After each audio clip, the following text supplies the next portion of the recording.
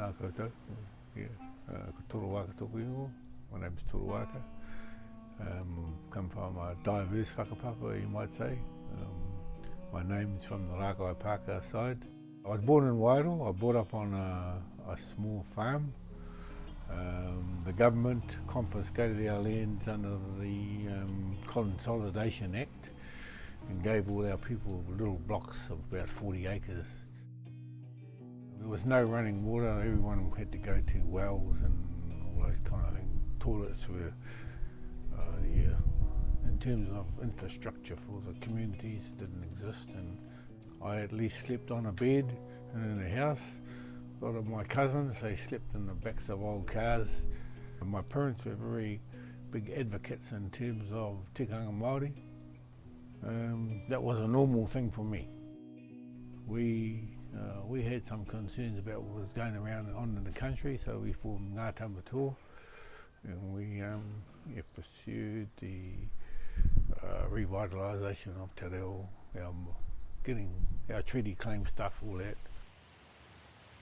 And then we started, there were some environmental issues that arose, and people trying to tell us what to do in terms of our resources, the river and whatever, so we had Mohaka River claim.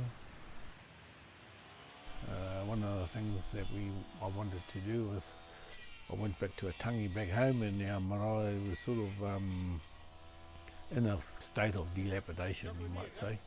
So yes, a few of my cousins and my aunties and a few other guys, whether they would come up and help us restore our carvings, restore the marae. So that was one early project I got involved in. And I mean, with all marae, that's an ongoing process. So our people are still, we've got other people working on that marae committee at the moment. So it's all going good. And when you get to a certain point, I suppose you have to start thinking in terms of what your strategic direction is to benefit your people.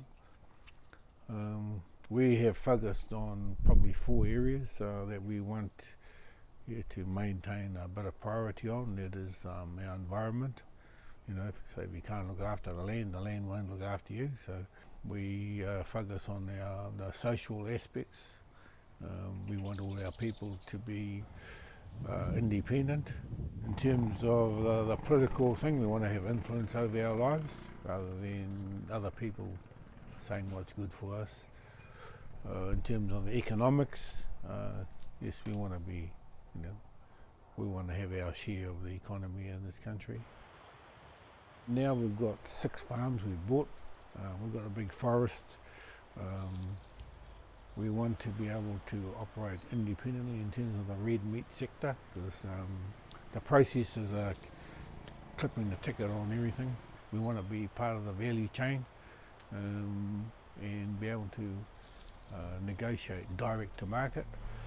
That's one of the reasons we decided to start forming some indigenous relationships, different styles of negotiation. A lot of these indigenous groups, they're into relationships first.